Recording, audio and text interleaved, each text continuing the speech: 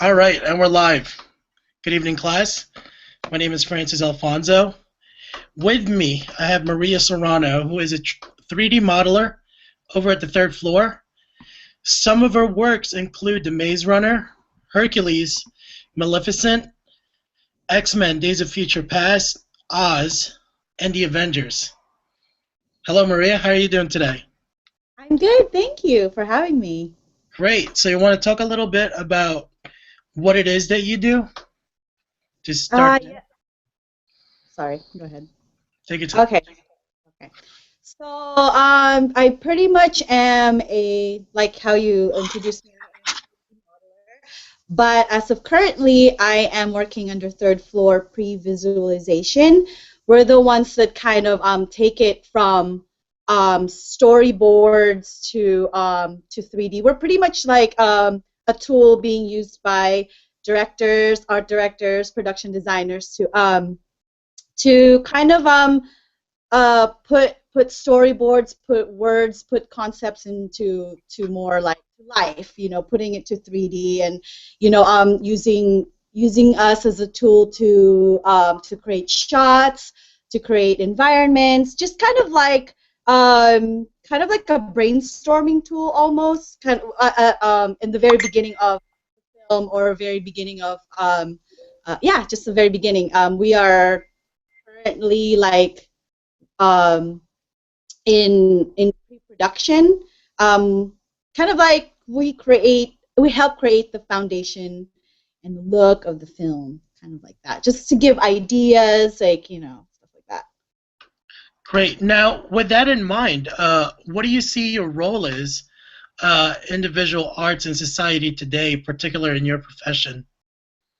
Well, what is the Well, role of visual arts in society today? right. Yeah, like, well, in general, I mean, it's all around us, everywhere we look. It's pretty much connected with technology and culture and especially trend. Nowadays, we're all about the visuals, all the like Vines, Instagram, Facebook, and ads. Our brains can handle so much little attention nowadays, to to what is it? We can only handle so much little attention, and to be super creative is to how to stimulate and create interest in each person. So kind of like our the job of visual arts is now is pretty much how can we hold someone's attention for more than 15 seconds. That's why we have all these vines and like all these videos, like, because we're so far advanced now in technology and how we see things that we have to really up our game. It's all about what we see. Like, even as far as like freeway signs, like that is designed with a lot of thought in it. Why is it that font? Or like, I'm just talking about like graphic design, like I said, in general. But as far as it's all about communication, being able to communicate as fast and as efficient and so yeah, again, holding someone's attention. But especially for my profession, in the entertainment industry or the movie industry, like everyone, no matter what it is, either if it's like some huge budget action movie to like some drama, we use the green screen. I have to throw it out there. We use the green screen for everything. I think everybody knows that already. Movie magic. And we can use whatever we want to fill it up with with anybody's ideas and such. Again, it's all about stimulating the eyes and the brain. If the sense of smell is so strong when we're at a restaurant and we're smelling the food that's being cooked, it's kind of like the same thing with our eyes. We're like, holy crap, like, the that trailer is so awesome, I gotta go see it, stuff like that. So everything that we do is all about stimulating and holding your attention.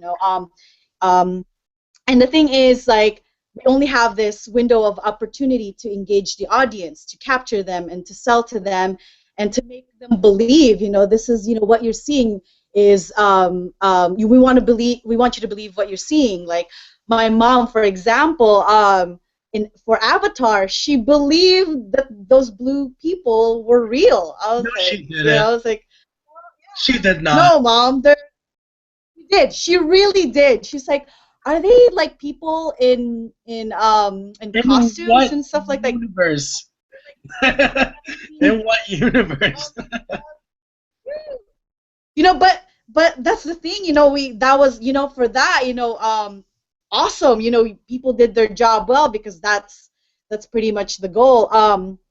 So yeah, but then again, it dates back in history, like with Shakespeare and the plays, and the black and white movies. People like in the Depression era, like they go to the movies to take them away from their own world and step into a different world. So it's played such a big part in society and kind of and in our lives. Yeah, culture trend. So So, yeah. in the process of making a movie, how much time do you spend like hands on, like right in the production, like somewhere in LA, wherever they're shooting it, and how much of it is at your workspace at the third floor?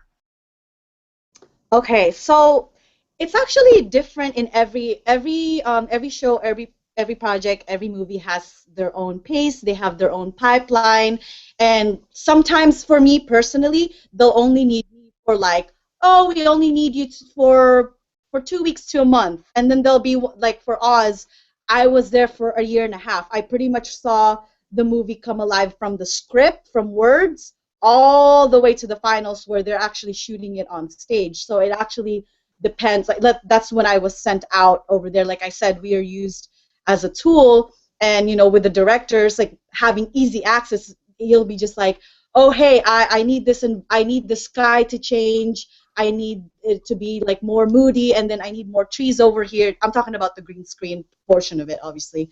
And it's because we're just right there. It's so easy, so it's pretty much an easy access.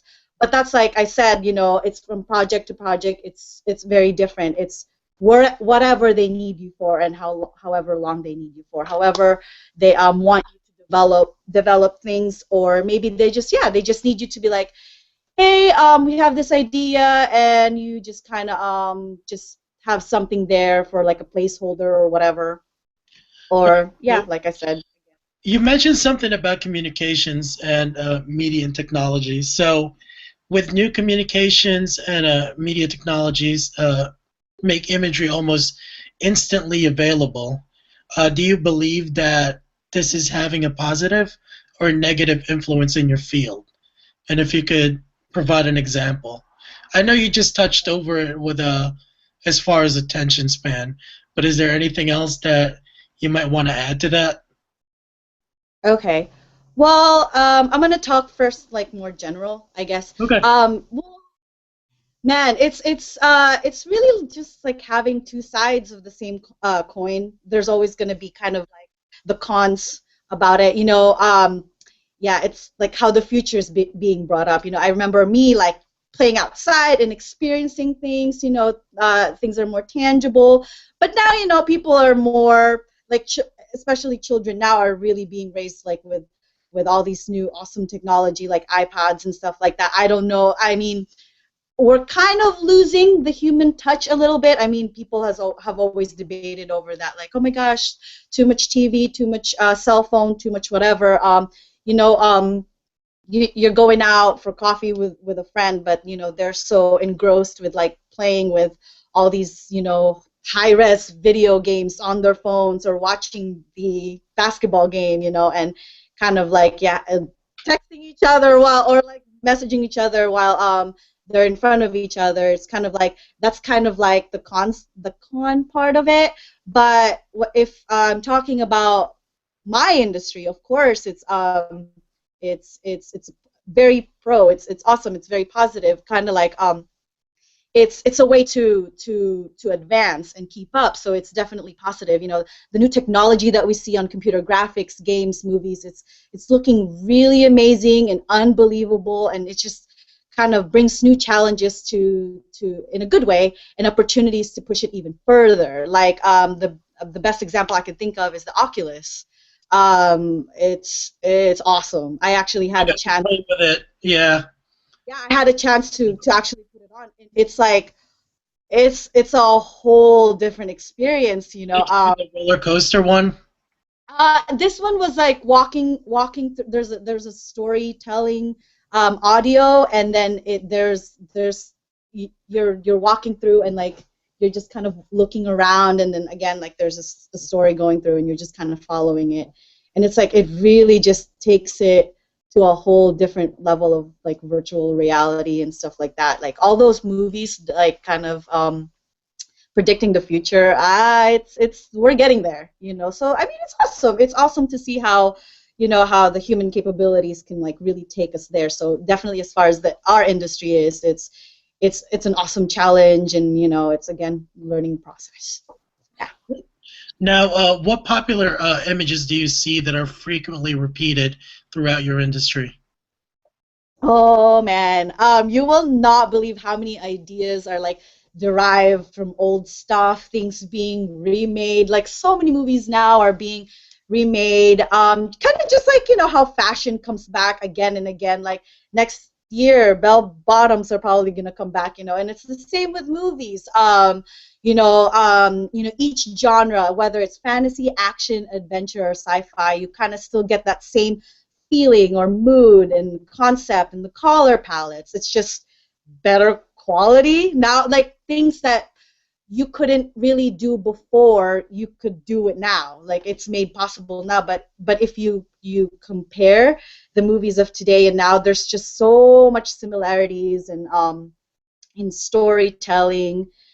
So it's just, you know, but they make it different enough so it doesn't look like you're deliberately copying it or anything. So I would say it's just more like revamping it, you know, just, you know, presenting it in a new way. But But in that case, though, I see that where in your field you guys really shine in that aspect because you guys could take a I'm movie sorry. from the '70s. Like, for example, what was that movie with Matt Damon? That Western movie that came out like a few years ago with Jeff Bridges, Matt Damon.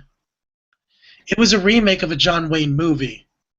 Oh, okay. Yeah, True yeah. Grit. I think the name of it is True Grit. Did you see that? Yes, yes, True Grit. I was about to Right. say True Grit, but I wasn't sure. Yeah. Yeah, I've Okay. seen True Grit, the newer version, like a few times. I could not sit down and complete the first one.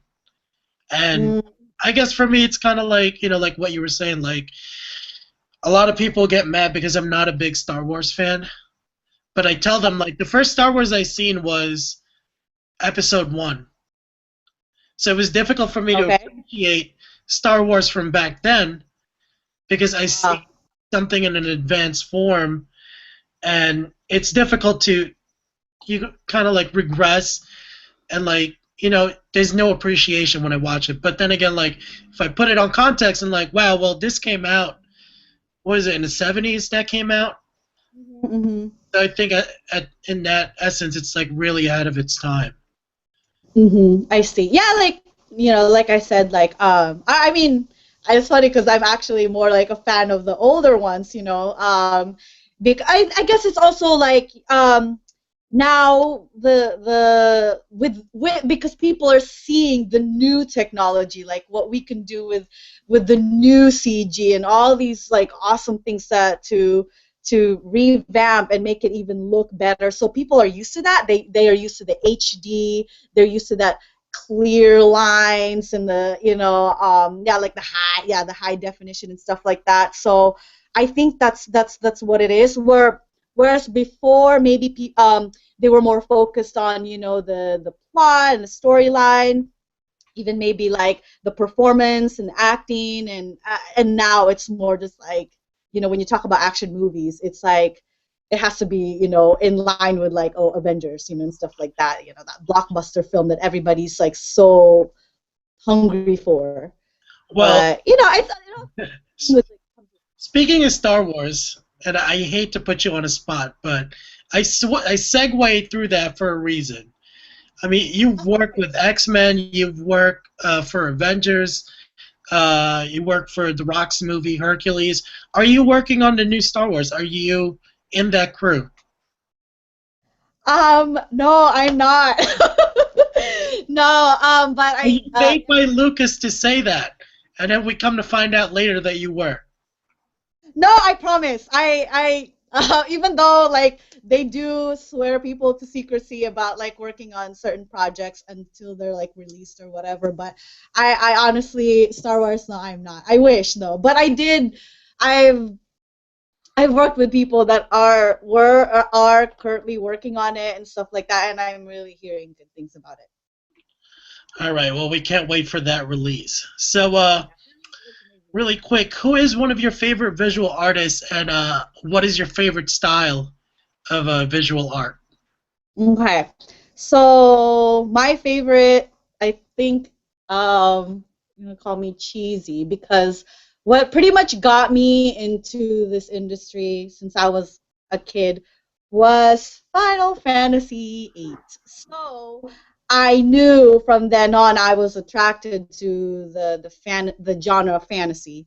Um, oh man, when I think about the different epic worlds, different types of characters, I just feel like there is no bounds. And even with the 5 years that I've been working as a professional, like I found myself just really attracted, and that's kind of like my strong points, with fantasy. Just that fantastical, romantic, just full of colors. All the I love the like Lord of the Rings. I love looking at the intricate details, the patterns, and the concepts, like all of that emotions kind of rolled up into one, and it's just it's very organic alone in its nature. So the people that I had, oh man, I had the honor of working for or with, like Dylan Cole. He's really up there. He's very popular in the concept world, and Rob Stromberg, um, who is a production designer turned director. He directed his first movie was Maleficent, Wow. and of course the amazing Rick Carter, who is pretty much the hands down like the most amazing production design. I mean, not to be all biased or anything, but he was the last production designer that I worked with Spielberg. He's amazing. Just the way that with his the way that he talks about the movie, the way his passion comes out. You know what I mean? And as far as the last question that you had, the oh no, yeah, that's it, right? The Your visual favorite artist and your style of favorite. visual art. So I guess you did say that it was like the video game that really Yeah, got your attention. Now, before we move on, going into that, because I mean, through school, one of the things that I appreciate the most was before I started going, I had pretty much one goal in mind, and the longer I'm in school, the more I learn that there's actually more opportunities. Now, were you the same going into art school? Did you think that you mentioned Final Fantasy, and I know you enough that I know you're a gamer as well. Was that one of the first things that you wanted to do? Like work in that yeah, as in creating yeah. video games?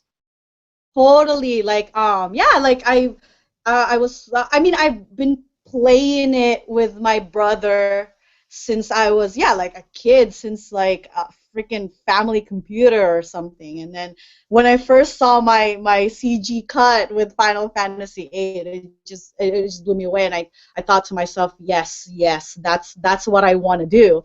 And yeah, like you said, going into school,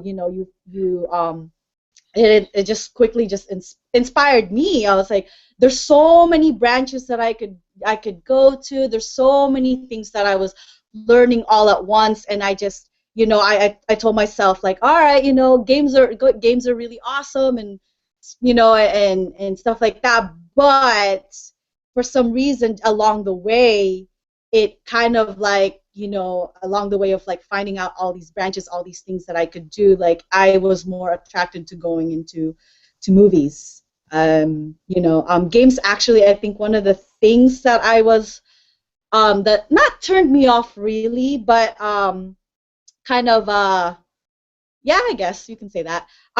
It takes a long time to make a game. Like, talking about long time. Like, so it probably could take up to like 7 years or something And for a lot of them just end up one. not even getting released. Yeah, Some of them are stuck. exactly. Like, Yeah. what if I ended up on, let's say, hey, there's this awesome game or something, and I'm working on it for like 5 years, and then they put it on the shelf. It's so, Yeah. well, then I have nothing to kind of show for or whatever. So I just kind of learned that along the way too. And as far as like specifically with Previs, with what I'm doing with Third Floor, I am constantly from project to project to project. I'm experiencing like, working with an action adventure film, and then maybe next month I will be in a Disney movie, and then and so on and so forth. So I'm always like excited for new stuff coming up, and I know for sure I was like, oh, this is gonna get released, and I can put it on my portfolio and stuff like that. Well, that's actually So I good think, because they're keeping you on your toes and keeping you sharp rather than. I could imagine something that's stuck in production for 7 years, like that could not only turn you off in that yeah, particular project, but maybe even in the field. Now, yes. we're talking about video games. Do you have the PlayStation 4? No, I don't, but I'm actually No. like, I don't, because the thing is, I stopped playing video games after I got the 360. I stopped playing because I got too busy. I know, I just got I was gonna way. ask you if you've seen like like the cut scenes in that new game, The Order, that came out last month. I swear, like the closest I've been getting, I the closest I've got to video games like these days is just YouTube. you know, It's after amazing. E3 came out with all these video, I was just I was just on YouTube because I know it's like, man, I'm not gonna have time to play these things anymore, like, but I am really on the verge of buying it for because of Final Fantasy 15. In It that case, looks just wait for Christmas. Wait for those bundle deals. All exactly, right. that's the idea. So I definitely thinking about it, I know. All right. So, how has your knowledge of famous artworks influenced your creative process? Oh man, I don't know, like, I guess to say again, for my experiencing with, like, for just in that span of 5 years, it's taught me so much of like what I want, what I can do, and what I like to do, my strength and my style, and my overall attitude. Like, I had the just recently I had the amazing opportunity to work with Rick Carter, as I mentioned before, on a Spielberg movie, and just kind of like watching and learning and from other artists, or even just the art department itself, just from like the painters, from the people like who build the sets, from people that does the graphic design, and concept artists, the art directors, and just kind of like it just showed me of how much movie magic is. Like, it pretty much just exposed it to me. It's like seeing it from beginning to end. Like I was talking about, you're pretty much seeing just words on a script, and you're seeing it right there in front of you just come alive. And because of that, um, and I've seen it, like, and after seeing it, it has changed me as an artist. The passion and the love is just super undeniable. You see it, and I feel like that's what you need before everything else. Before the skill you have and the tools along the way, one thing you have to have is the passion to always to want to learn, to absorb and experiment and practice. Practice always makes perfect. And I feel like just watching and learning, and of course getting along, half of it is your attitude. If you're able to get along, because excuse me, communication with art directors and even the directors themselves is very, very, very important. So you got to have the confidence, and you got to have the people skills, and you know, um, yeah, you can't. I guess just they'll see it. They'll see the passion, and they'll see your skills through that. Yeah, No, in the essence, that's I what I. mean, there's a great elaboration, by the way, for the answer, but more like, let's say, any of the famous artwork that you know, is there any of them that there's a style of how they created it that you try to emulate to help you out in your field. Like for me, for one, I played a guitar, and you could tell by my playing that my big influences are Jimi Hendrix, Stevie Ray Vaughan, and John Mayer. Uh, the three of them have a distinct style that Hendrix started and Stevie Ray pretty much copied, added a little more. Is John Mayer did the same thing. So I guess in your field, is there anything that specifically that you took away from something that you saw that was famous that inspired you? Oh yes, definitely. I actually remember the day when I really started taking on it as an inspiration to add to my style. And I definitely I owe that to Rob Stromberg. He was the production designer for Oz, and like I said, I love fantasy, and Oz is all fantasy, as you can tell, like from beginning to end, it's all fantasy. And just like really watching him go through the thought process, because you gotta, once you see once you read something, you talk about it first. You literally sit in a circle with, I don't know, with just a paper and a pen, and you're just talking about it. You're just like, okay, well, so where are we? What time of day is it? Okay, so it's pretty much like twilight. Okay, so like from then on, you once you start building up the words that describe what you want to build, you start writing it down, and you kind of start like sketching it. And that's exactly how he worked. And I just watched him, and I'm just like, okay, so obviously you think about it, you throw in some words, and then you start sketching it, and then you start talking about colors, you start talking about your color palette. And of course, from then on, you want to start telling the story. So just kind of like how he goes through that, and because he's so far advanced there, you know what I mean? Like he can just kind of like, all right, just start painting away. Just started like blotting colors everywhere, and then like literally like 5 minutes later, you have this amazing like loose organic thing that you can. That's it. That was like, all right, you have it here. And then from that sketch, from the words to the sketch to what he just pretty much just, I don't know, it's in Photoshop. It's so amazing. It's just amazing, amazing watching him work. From that, he gives it to me, and it was like, okay, so put it in 3D. And then I have the even biggest honor to be like, all right, so I have to put this in 3D. I'm not only looking one way, I'm now creating an entire world based on this Photoshop sketch that he made. And then now I'm looking at it not one way, I'm looking at it as a 360, because as a character you need to be able to look around. You know, how he starts is you have the sky, you start with the sky, and then your landscape, and then you lay it out, and from then on it becomes a back and forth thing. So I'll send him like a screen grab, and then he'll paint over it. I was like, all right, Maria, start adding these trees to your 3D model. And then I'll start copying like how he did his trees.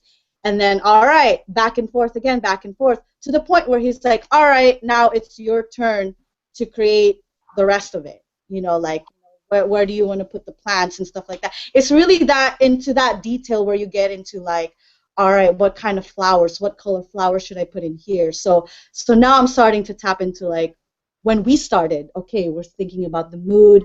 It's twilight, so everything has to be a little bit more orange, stuff like that. You know, so I start tapping into like, okay, how would he do this? How would he go about this?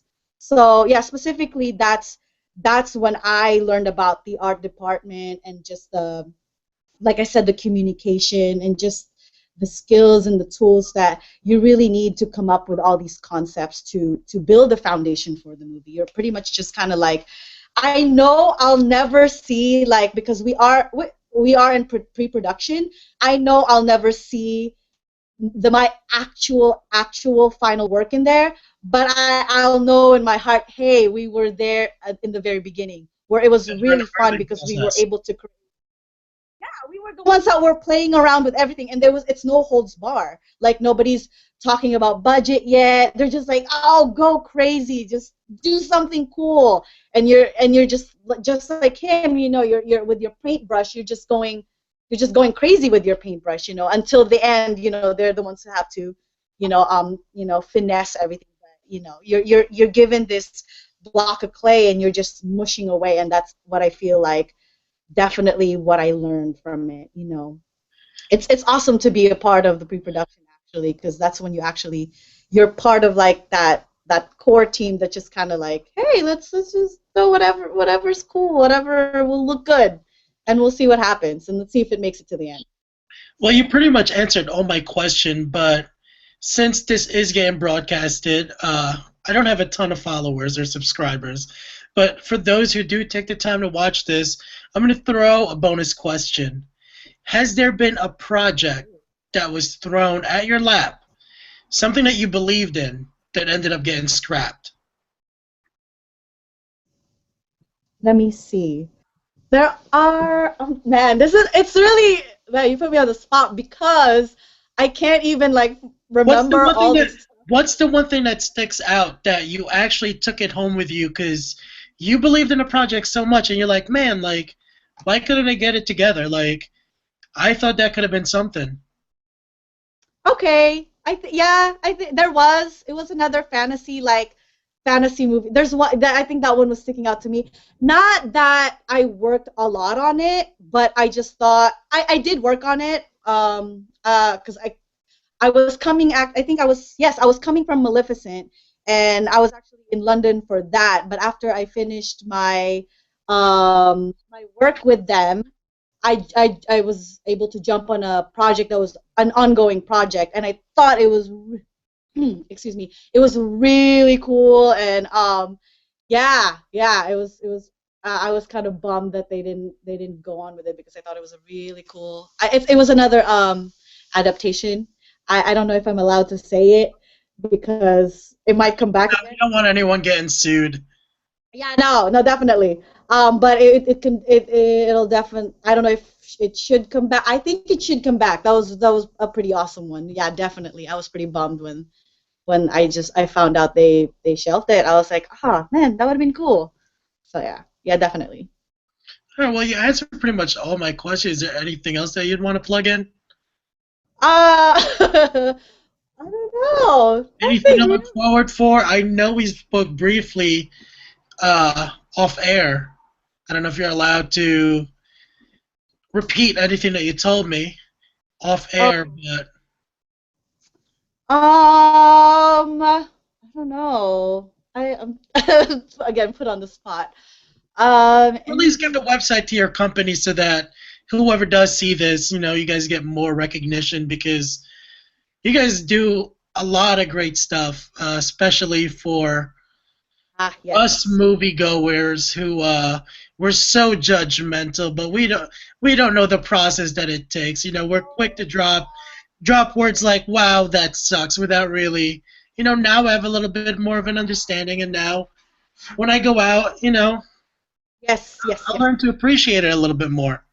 Okay. Well, okay. So, like I said, we are my company, third floor, specifically as Previs. There's actually, other Previs companies there. But I would say Previs is relatively new compared to like storyboards, of course. But we're getting even more and more popular because what we do is we pretty much kind of save a ton of money for especially for directors, because we're the ones who's pretty much are helping with setting up with the shots, especially with shots. I like really the animators and the shot creators are the ones to really to give props to. If man, I wish I don't know if our website has the latest demo reel. I'm not entirely sure, but that definitely if you go to our website, it'll definitely explain more of what we do. But like our creative process and stuff like that, But but definitely, like I said, we sometimes we get concept art and we have something to go with. But like I said, sometimes we'll get something on a napkin and we're like, okay, well then go run with this. It's like, okay. And if we're lucky enough, it'll actually end up on the screen, which is really awesome. I know some people that worked on Avatar who made a plant and it made it to the screen. I was like, oh, awesome. Like that's like a huge like pat on the back for them, for us. You know what I'm saying? So yeah, it's just like really just developing looks. That's like the main meat of it, I suppose. And like I said, shot like the shot creators being able to start from the script. And like I said, like um every little thing counts. Like okay, for Oz, I remember this for Oz. And they told me I was working on one of the forest scenes. So I was sorry, I'm just adding trees here. We're in the forest. We're just adding trees here. And then one of the art directors came by. I'm like, Ria, do you know how much one tree cost? Because it's like $50,000 for that one tree. So you need to be able to just put 10 trees and make it look like there's a lot of them. So it's like I was like, oh snap! I was like, oh my bad. It's like, so those things that you kind of learn along the way, like how to set up like shots, like how can we cheat it so we can be under the budget, but how can we give them the best that we could? So it's kind of balancing the artistic integrity versus yeah, like the budget, always with the budget, because you forget that it really does each day cost millions and millions of dollars for a movie. So everything is just super meticulous, where you're looking at it in centimeters, you're looking at it in that one flower on that thing, that one vine that's hanging on the left of the screen. So we put a lot of love, we put a lot of thought, we put a lot of ourselves into it. You know what I'm saying? Like we follow what the directors want. At the same time, we're kind of also tapping into like what's best for it. Hey, we'll have suggestions and like, hey, maybe like we should do this more, and maybe we should add this, so maybe we should have less of this so we can put more of this. But for the most part, the VFX community is still it's still wanting to earn that respect for sure. But I guess it's still taking time. But for the most part, we love what we do. Especially I speak for all artists. I think when you're an artist, there's a different kind of passion there. You want to do, like, it's almost like your work is never finished. You always want to keep adding more. You want to keep making it more beautiful. You want to keep making it perfect to the best of your ability. So so I hope one day we really do get the appreciation that all these amazing artists deserves, because the closer they are to being an artist, man, I've been so blessed and lucky to have worked with just amazing, talented, and humble people. Like I just really wanna I guess give a shout out to those people. Go ahead, pull the plug. Because Yeah, give them the plugs. And like you were yeah, saying, not a it's lot of all right. people, not a lot of people know about it. It's, So I guess this is a step in the right direction. yeah, If you go on YouTube, I that's don't think you'll find anyone in your field doing interviews. So it's pretty groundbreaking. Yeah, no, that's awesome. Thank you for having me. Every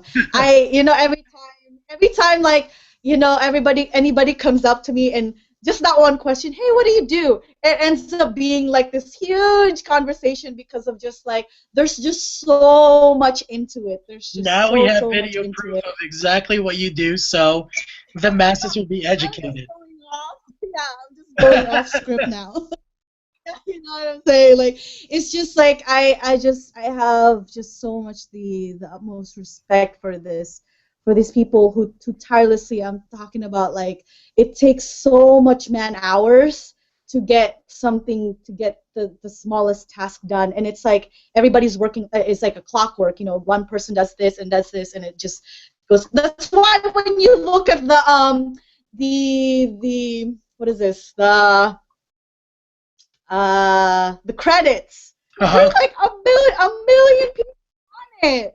And Yeah. then and if you sit down there and read all the tasks and the jobs, there is so much that goes into making like a blockbuster film. You know, so many companies and so many VFX houses and stuff like that. So many concept artists, everything, you know, and then you'll see us, you know, like you'll see us somewhere in the bottom, you know. So it's just to me that's just like, man, I was a part of that, you know. There's the certain like pride, just saying like, man, I was a part of that awesome film, you know. I sprinkled a little bit of myself in that, and it's a huge pride for us, you know. So All right. Well, we actually did 40 minutes already. Did I feel wow, like 40 minutes? dude, really? So we have like a couple minutes left, but again, before I go, I have one more question, and again, if you can't legally answer it, that you don't have to. But second Avengers movie, what can you tell us about it? We worked on the um, first one. um, looking at the trailers. I mean, everyone's seen the trailers. What's that? Everyone has seen the trailers. I know. Is there I anything else that you could elaborate? Like, what can I elaborate? Um, what can I elaborate? I don't. You know what? I'm almost gonna be like really really honest with you. I have not worked on the movie. So, and they've been especially Marvel, they've been, you know, they, because of all like how the Sony hack and all that stuff happening, people have clients have become super super protective of their stuff. So if you're not on a certain show with you're pretty much locked out of it. So I can't give what, even if I could, I can't. I mean, I I haven't. Yeah, understand that. seen the I'm pretty much with everyone. All I've seen are the trailers, so I think it's gonna be awesome. It's All gonna be awesome. right. Well, there you have it, guys. Maria Serrano, thank you for taking the time and answering these questions, and hopefully, uh, we hit a point on elaborating to people what a pre-visual artist is and what a 3D modeler is and how much of an impact it has to the final product in all the movies that we see. So again, this is Francis and Maria. Again, thank you for coming, Thank and we you. are signing off.